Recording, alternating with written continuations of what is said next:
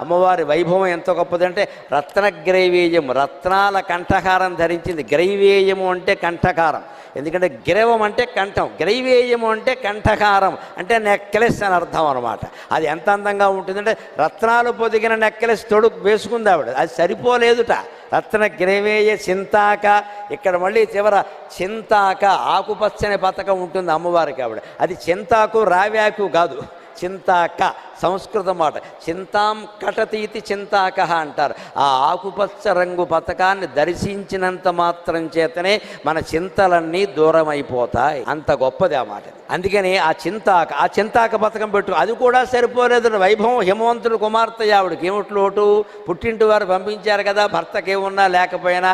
అందుకని రత్నాల హారం వేసుకుని చివర చింతాక పథకం పెట్టుకుని సరిపోలేదు, ఇంకా ఏదో కావాలంటే దానికి ముత్యాలు వేలాడేలా చేశారట. లోల ముక్తాఫలాన్విత